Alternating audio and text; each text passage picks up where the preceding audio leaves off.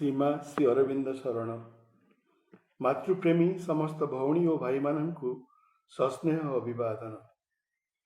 चैत्य सत्ता संपर्कीय आलोचनार पंचम एपिसोड को स्वागत।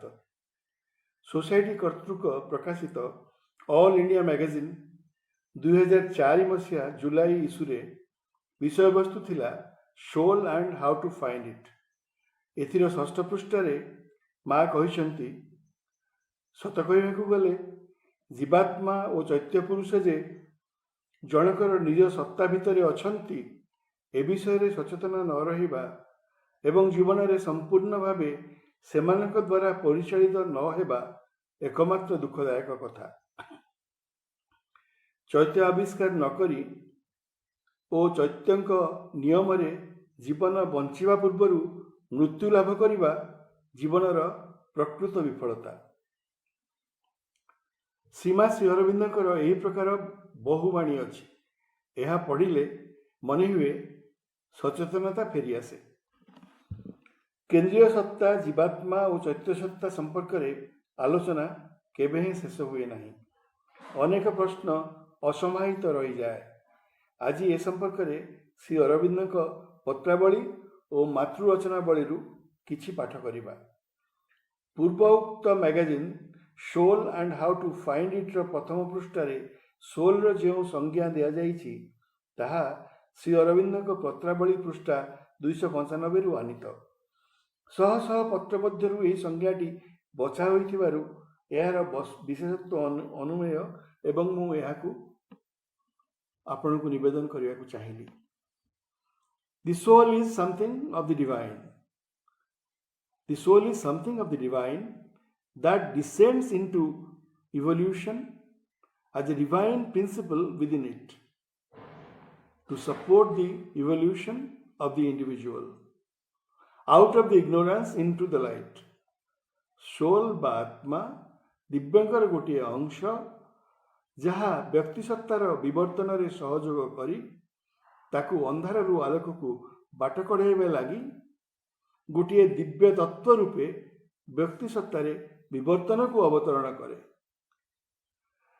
यह सहित थिबा आउ दुईटी वाक्य हैला यह विवर्तन प्रक्रिया रे गठित होई गोटे चैत्य व्यक्तित्व बा चैत्य पुरुष रे परिणत हुए जहा विवर्तन रे हेउथिबा मन प्राण और शरीर को यंत्र भावे व्यवहार करी जन्म पर जन्म वृद्धि हेबारे लगी थाए।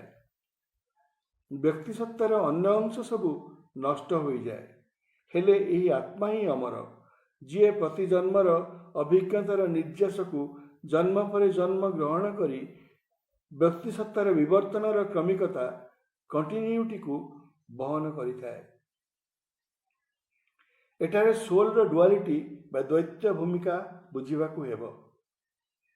जीवात्मा अंश सेहीपरि रहिताए, अन्य अंश जन्म पर जन्म विवर्तन रे अभिज्ञता संग्रह करी और वृद्धि लाभ करी चैत्य पुरुष रे परिणत हुए।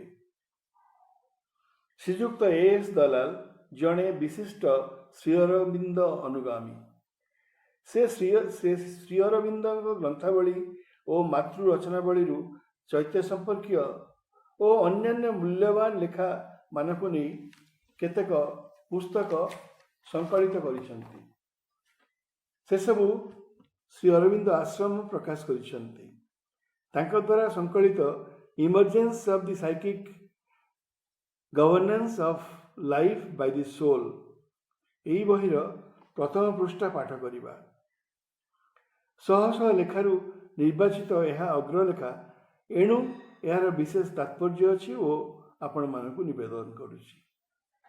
यह श्री अरविंद पत्रावलीर 1095 पृष्ठारे अच्छी। ए लेखार प्रथम वाक्य the soul the psychic being the soul comma the psychic being is in direct touch with the divine truth but it is hidden in man by the mind the vital being and this physical nature. एठारे soul पर comma दे psychic being लिखाई माने soul आउ psychic being समान बोली कहउचंती। प्रभु मध्य अन्यत्र कहउचंती soul in evolution is psychic being. ଏଠାରେ ବି ସୋଲର ଦୁଇ ଅଂଶ ରହିଛି ବୋଲି ବୁଝିବା। ଏହି ଅଗ୍ରଲେଖାର ଅନୁସୂଚନ ହେଲା ଆତ୍ମା ଚୈତ୍ୟ ସତ୍ତା ଦିବ୍ୟ ସତ୍ୟଙ୍କ ସହ ପ୍ରତ୍ୟକ୍ଷ ସମ୍ପର୍କରେ ଥାଏ, କିନ୍ତୁ ମଣିଷ ଭିତରେ ମନ, ପ୍ରାଣସତ୍ତା ଓ ଜଡ଼ ପ୍ରକୃତି ଏହାକୁ ଲୁକ୍କାୟିତ କରି ରଖିଥାନ୍ତି। ସେହି ଲେଖାରେ ଶ୍ରୀ ଅରବିନ୍ଦ ତାପରେ କହିଛନ୍ତି, ଜଣେ ଯୋଗାଭ୍ୟାସ ବଳରେ ମନ ଓ ବୁଦ୍ଧିରେ ଜ୍ୟୋତି ପ୍ରାପ୍ତ ହୋଇପାରେ। ଜଣେ ଶକ୍ତିମାନ ହୋଇ ପ୍ରାଣସତ୍ତାରେ ବିଭିନ୍ନ ପ୍ରକାର ଅଭିଜ୍ଞତାର ବିଳାସ ଲାଭ କରିପାରେ। ଜଡ଼ସ୍ତରରେ ଆଶ୍ଚର୍ଯ୍ୟଜନକ ସିଦ୍ଧିର ପ୍ରତିଷ୍ଠା ପାଇପାରେ। କିନ୍ତୁ ଯଦି ପଶ୍ଚାତରେ ଥିବା ପ୍ରକୃତ ଚୈତ୍ୟ ଶକ୍ତି ପ୍ରକାଶିତ ହୁଏ ନାହିଁ, ଯଦି ଚୈତ୍ୟ ପ୍ରକୃତି ସମ୍ମୁଖକୁ ଆସେ ନାହିଁ, ତେବେ ଭାବିବାକୁ ହେବ ଯେ ରୂପାନ୍ତର ପ୍ରକ୍ରିୟାରେ କିଛି ବି ହୋଇନାହିଁ। ଏହିପରି ଶ୍ରୀ ଅରବିନ୍ଦ ଓ ମା ଚୈତ୍ୟ ପୁରୁଷଙ୍କୁ ସମ୍ମୁଖକୁ ଆଣି ତାଙ୍କ ଦ୍ୱାରା ଜୀବନକୁ ପରିଚାଳିତ କରାଇବା ପାଇଁ ପୂର୍ଣ୍ଣାଙ୍ଗ ଯୋଗରେ ପ୍ରାଧାନ୍ୟ ଦେଇଛନ୍ତି। ମାଙ୍କ ଲେଖାରୁ କିଛି ପଢ଼ିବା। ସେଇ ଅଲ୍ ଇଣ୍ଡିଆ ମ୍ୟାଗାଜିନ୍ରେ ଥିବା ମାତୃରଚନାବଳୀର 62 ପୃଷ୍ଠା ତୃତୀୟ ଖଣ୍ଡ, ମାତୃରଚନାବଳୀର ତୃତୀୟ ଖଣ୍ଡ 62 ପୃଷ୍ଠାରୁ ଏହି ଲେଖାଟି ଆଣିତ। ତାହାକୁ ଆମେ ଏବେ ଓଡ଼ିଆରେ ପଢ଼ିବା। ଚୈତ୍ୟ ସତ୍ତା ହେଉଛି ଦିବ୍ୟ ଚେତନାଙ୍କର ଆସନ। ଚୈତ୍ୟ ସତ୍ତା ହେଉଛି ଦିବ୍ୟ ଚେତନାଙ୍କର ଆସନ। ବ୍ୟକ୍ତି ସତ୍ତା ମଧ୍ୟରେ ଅବସ୍ଥାନ କରିଥିବା ଦିବ୍ୟ ସତ୍ତା। ଏହା ଆଲୋକ ଏବଂ ସତ୍ୟ, ଜ୍ଞାନ ଏବଂ ସୌନ୍ଦର୍ଯ୍ୟ ଓ ସଂହତି ବା ହାରମୋନିର କେନ୍ଦ୍ର। ଏହି ଦିବ୍ୟ ସତ୍ତା ତୁମ ପ୍ରତ୍ୟେକଙ୍କ ମଧ୍ୟରେ ସ୍ୱୟଂ ଉପସ୍ଥିତ ରହି ଅଳ୍ପ ଅଳ୍ପ କରି ଗଠନ କରନ୍ତି। ଏହି ଦିବ୍ୟ ସତ୍ତା ହିଁ ଗଠନ କରନ୍ତି। ଏହା ସଂଗଠିତ, ସଞ୍ଚାଳିତ, ପ୍ରଭାବିତ ହୋଇଥାଏ ଦିବ୍ୟ ଚେତନାଙ୍କ ଦ୍ୱାରା। ଚୈତ୍ୟ ସତ୍ତା ଦିବ୍ୟ ସତ୍ତାଙ୍କର ଗୋଟିଏ ଅଂଶ ମାତ୍ର।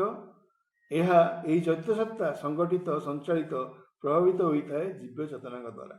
ଆଉ ଥରେ କହୁଛି, ଚୈତ୍ୟ ସତ୍ତା ସେହି ଦିବ୍ୟ ଚେତନାଙ୍କର ଗୋଟିଏ ଅଂଶ ମାତ୍ର।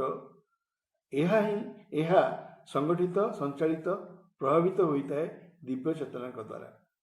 ତୁମ ପ୍ରତ୍ୟେକଙ୍କର ଏହା ଗଭୀର ଅନ୍ତରର ଅଭ୍ୟନ୍ତର ସତ୍ତା।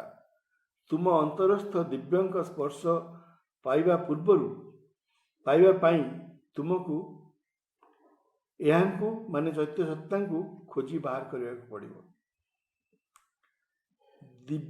ଅନ୍ତରସ୍ଥ ଦିବ୍ୟଙ୍କ ସ୍ପର୍ଶ ପାଇବା ପାଇଁ ଚୈତ୍ୟ ସତ୍ତାଙ୍କୁ ଖୋଜି ବାହାର କରିବାକୁ ପଡ଼ିବ। ଏହା ତୁମ ବାହ୍ୟ ସତ୍ତା ଓ ଅନ୍ତରସ୍ଥ ଦିବ୍ୟ ସତ୍ତାଙ୍କର ସଂଯୋଗକାରୀ ମଧ୍ୟସ୍ଥ ସତ୍ତା। ଏହା ବାହ୍ୟ ସତ୍ତା ଆଉ ଅନ୍ତରସ୍ଥ ଦିବ୍ୟ ସତ୍ତାଙ୍କର ସଂଯୋଗକାରୀ ମଧ୍ୟସ୍ଥ ସତ୍ତା। ଏହା ତୁମ ଆନ୍ତର ଜୀବନର ନିର୍ମାତା। ଇଏ ହିଁ ବାହ୍ୟ ପ୍ରକୃତିରେ ଦିବ୍ୟଙ୍କର ଇଚ୍ଛା ଓ ନିୟମକୁ ଅଭିବ୍ୟକ୍ତ କରନ୍ତି।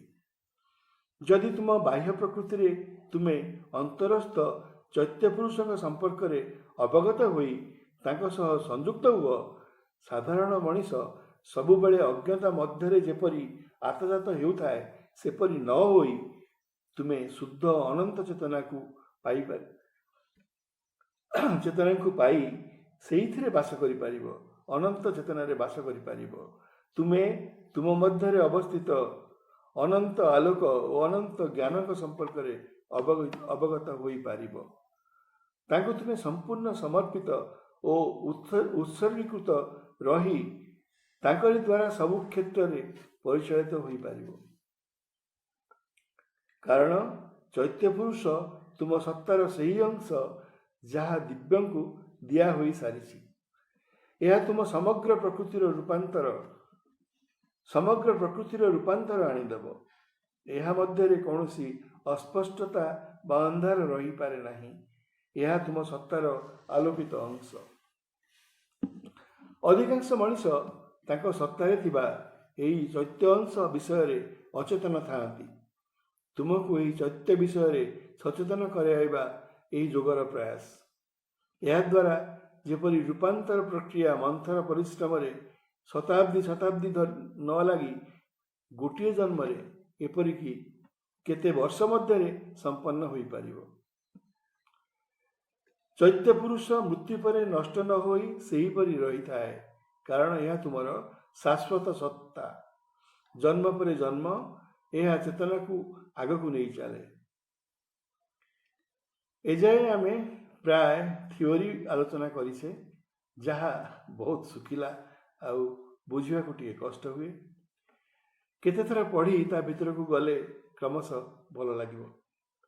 आर एपिसोड ठारू किछि किछि प्रैक्टिकल आरंभ करिबा, जहा बुझिबा सहज हबो।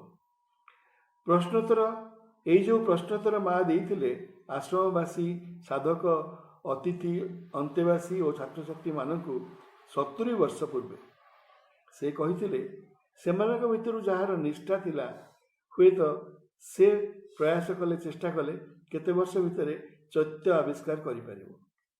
आमे तो वस्तुवादी संसार रे मूषा दौड़ रे सामिल हेइथिबा मनीष, तथापि आमे किछिटा चेष्टा करि परिबा। तो आज पे एतिकी। धन्यवाद। नमस्कार।